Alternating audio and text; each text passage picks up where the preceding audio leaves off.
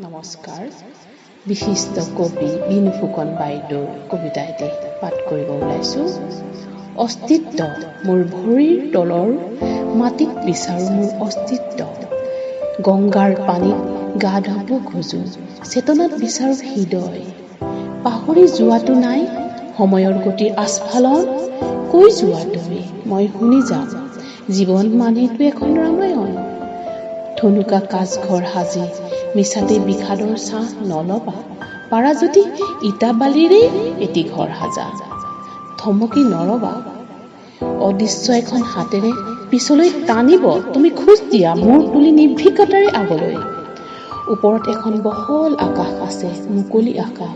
সেয়ে হয়তো দিনে ৰাতিয়ে খেপিয়াই ফুৰিছো মোৰ অস্তিত্ব মোৰ পৃথিৱীত, মোৰ আকাশৰ তলত। ধন্যবাদ। কবিতা পাঠ মুফিদা বেগম।